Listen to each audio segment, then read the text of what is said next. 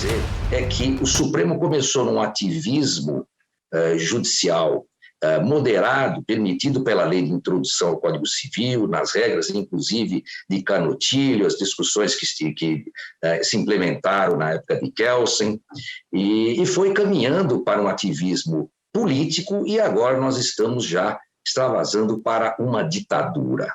Não é? Nós temos ali, em primeiro lugar, a descondenação do atual eleito presidente, uma descondenação totalmente irregular, no estertor do processo, em que nós vimos aí juízes de todas as instâncias unanimemente condenando esse presidente eleito pelos desvios e desmandos que praticou aí no nosso Brasil enquanto nos governava. Inclusive, a decisão tratou de assuntos já efetivamente cuidado nos autos por todos esses juízes. E numa penada, nos embargos de declaração, no habeas corpus, né, um rito absolutamente anômalo, houve essa descondenação. Ali eu já percebi que, pelo andar da carruagem, a situação ia realmente chegar no ponto em que estamos. Nós tivemos aí diversas interferências nos executivos, inquéritos sem observância do juiz natural devido ao processo legal, pessoas sem prerrogativa de foro sendo julgadas pelo Supremo, uma ofensa grave ao artigo 5º, inciso 53, 54, 55, o inciso 37, que não permite tribunal de exceção, o inciso 39, que fala que não há crime sem lei anterior que o preveja, né? Inquéritos com finalidade de alcançar fatos futuros e sem prazo para terminar, né? O desrespeito ao promotor natural, recusando o ministro Alexandre de Moraes arquivamento pedido pelo Ministério Público. Isso é jurisprudência pacífica do Supremo, como é a última instância. O procurador-geral pedindo o arquivamento de inquérito, é obrigação do Supremo arquivá-lo, porque nós não temos o artigo 28 do Código de Processo Penal ali naquela instância, que é justamente o juiz recorrer ao superior do promotor para discutir o arquivamento. Então, como não existe a última instância do Ministério Público, o Supremo teria que arquivar irremediavelmente. É jurisprudência pacífica. Censura generalizada, envolvendo deputados, ofensa ao artigo 53, empresários, jornalistas, desmonetização digital, ofensa ao artigo 53 e censura ao artigo 220 da Constituição, que não permite efetivamente qualquer tipo de censura. E a prisão de um deputado, inclusive a colocação de uma tornozeleira dentro da casa do povo, coisa que não se viu em momento algum nesse país. E, para completar, agora nós vimos o que aconteceu nessa eleição. Nós ficamos aqui estarrecidos com o depoimento do Fernando Serimedo, do Carlos Rocha, e o TSE não aceita efetivamente discutir ou pôr às claras esses defeitos que nós estamos vendo, esses vícios da nossa eleição, porque perder a eleição faz parte do jogo. Nós estaríamos conformados em perder a eleição. O problema é perder a eleição de uma forma suspeita, de uma forma bastante anômala, que nós estamos vendo aí, e sem a possibilidade de discussão do processo todo diante dessas questões graves levantadas pelos nossos técnicos.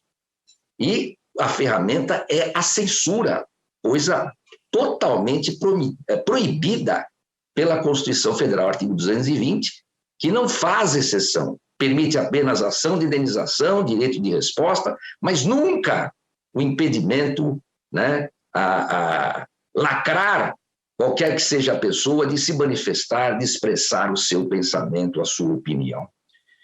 Não se observou paridade de armas, nós tivemos ali decisões, inclusive, proibindo o candidato da situação de fazer a sua manifestação eleitoral a partir do Palácio do Alvorada. Ele é o presidente, a Constituição permite que ele permaneça no cargo disputando a eleição, a questão de não poder exibir imagens do 7 de setembro, enfim, uma série de situações que nós vimos essa falta de paridade de armas. E também a questão do radiolão, que foi exposta já aqui. Então, a situação em que nos encontramos é uma situação bastante complicada, como colocou aí, inclusive, o desembargador Sebastião. O Senado, infelizmente, como eu disse, já vem se acovardando, vem se omitindo. O presidente do Senado está prevaricando, efetivamente, não toma qualquer providência. Temos aí alguns baluartes do Senado, pessoas que estão aí fazendo um esforço hercúleo para levar o país à democracia, como Vossa Excelência, senador Girão, como o senador Espiridião Amin, Guaraci, Lazier Martins e outros que vêm trabalhando, Roni, mas infelizmente não é essa a orientação da presidência do Senado. Então, diante de tantos desmandos, diante da ditadura clara do Poder Judiciário, que hoje já não tem e já não segue uma Constituição, tudo é decidido de acordo com o que o ministro entende ser o direito, independentemente de estar positivado ou não. E, infelizmente, nós deixamos correr tudo isso, todo esse tempo, sem nenhuma providência, e agora nós estamos aí numa situação bastante aflitiva para poder levar a democracia ao país. Um ministro, ou alguns ministros, resolvem que o país deve seguir determinada direção, independentemente da Constituição, de normas, da legalidade, e perseguições, censura, desmonetização, calando as pessoas. Quero me solidarizar todos os deputados, todos os jornalistas, empresários, por tudo que tem passado. Eu também respeito aqui, quero cumprimentar o deputado Marcelo Manhattan, que já se foi, pela providência de instalar aí a CPMI, e dizer que a única solução que nós podemos ter aí, eu vou ser breve, porque eu sei que muitos juristas já falaram, o Luiz Gandra já falou, Sebastião já falou, outros juristas já falaram, Djalma, e eu quero simplesmente dizer o seguinte: a única forma agora, porque nós sabemos que não há possibilidade de um acordo, não há possibilidade de se trazer os ministros à razão de uma situação de que eles realmente tomarem consciência de que a situação extrapolou, a situação saiu completamente do controle da legalidade e os poderes estão em completo desequilíbrio, em afronta aos princípios elementares da democracia. A solução, como já disse aí o nosso antecessor, nós temos o artigo 142. O artigo 142 é claro no sentido de que o poder coacto pode efetivamente representar as Forças Armadas para que ela tome as providências. Não se fala em golpe, mas fala-se numa intervenção pontual para que cesse esse estado de coisas. E mais, leio aqui o artigo 15 da Lei Complementar 97 e 99, que justamente vem como complemento desse artigo 142 da Constituição Federal. O emprego, artigo 15, o emprego das Forças Armadas na defesa da pátria, na garantia dos poderes constitucionais, da lei e da ordem, na participação e operação de paz é de responsabilidade do presidente da República, que precisa também tomar uma providência. Determinará ao ministro de Estado de Defesa a ativação de órgãos operacionais, observada a seguinte subordinação. E aqui eu venho no parágrafo 1º. Compete ao presidente da República a decisão de emprego das Forças Armadas por iniciativa própria ou entendimento pedido manifestado por quaisquer dos poderes, inclusive o próprio Executivo, por intermédio do presidente do Supremo, do Senado Federal. A atuação das Forças Armadas, parágrafo 2º, na garantia da lei e da ordem por iniciativa de quaisquer dos poderes, ocorrerá de acordo com as diretrizes baixadas em ato pelo presidente da República após esgotados os instrumentos destinados à preservação da ordem e da incolumidade, que é o estado que nós nos encontramos. Nós já vimos realmente que, com todo respeito aos ministros, aqui não vai nenhuma ofensa pessoal quaisquer deles, conheço muitos deles, foram parceiros na minha administração, muitos deles, no Tribunal de Justiça, como presidente que fui. Eu fiquei 38 anos na magistratura. Não há nenhum aí desrespeito às pessoas deles, mas, infelizmente, o ministro Alexandre de Moraes está realmente praticando crimes em estado de permanência, inclusive que as decisões estão aí efetivamente surtindo efeitos. Nós temos aí crimes da lei do abuso de autoridade, temos aí, inclusive, essa questão muito bem colacionada pelo desembargador Sebastião, da tortura, a tortura pela qual essas pessoas vêm passando, de não poder se manifestar, de terem seus canais expungidos completamente da internet. Então, é preciso que se tome uma providência efetiva, clara, para que essa situação volte a ser efetivamente uma situação que leve ao país à democracia. Então, acho que a solução seria, em primeiro lugar, lógico, o Senado Federal, que nós vimos que tudo isso aconteceu bem debaixo do nariz da presidência e da maioria dos senadores, salvo esses que eu já mencionei, que são guerreiros e que vêm lutando pela democracia, mas a solução seria realmente a aplicação do artigo 142, combinado com a Lei Complementar 97 e 99, que permite ação imediata para que cessem essas arbitrariedades que nós estamos presenciando e, infelizmente, vem sangrando e fazendo sangrar o nosso país. O povo está atônito, o povo está estarrecido, o povo está sofrendo e o povo não acredita mais no sistema. Perder a eleição, sim, faz parte do jogo. Agora, da forma como tudo ocorreu, sem paridade de armas, sem que se respondam às questões colocadas pelos técnicos, sem que se permitam as investigações, isso nós não podemos aceitar, porque nós temos aí efetivamente uma eleição que traz muitas dúvidas a todos nós, e aí nós não podemos nos conformar com esse resultado.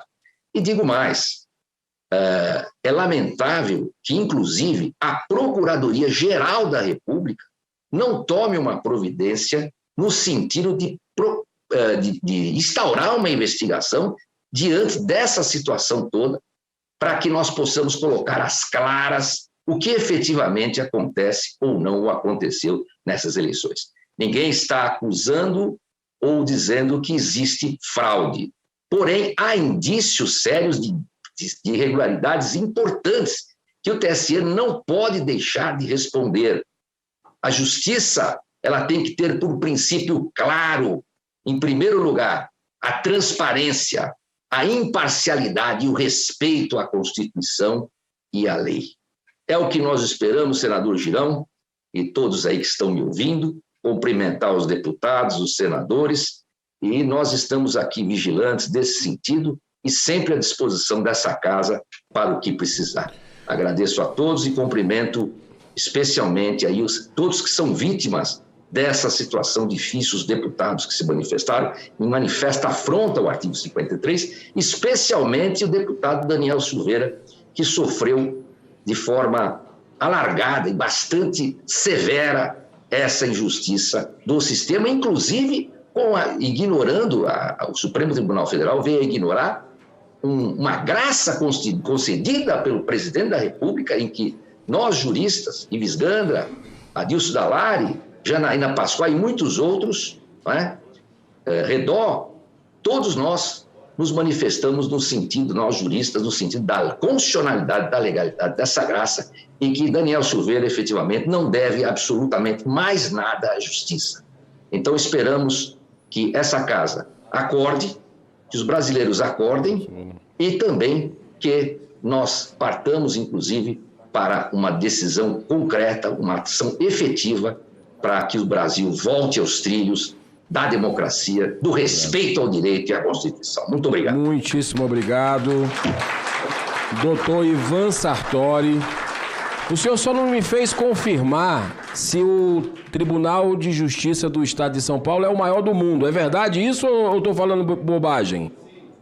Opa, um microfone para ele aqui, só para... O microfone, por favor. Não, ele está aqui. Ele está aqui conectado. Ele está querendo... Pronto, ok. Pronto.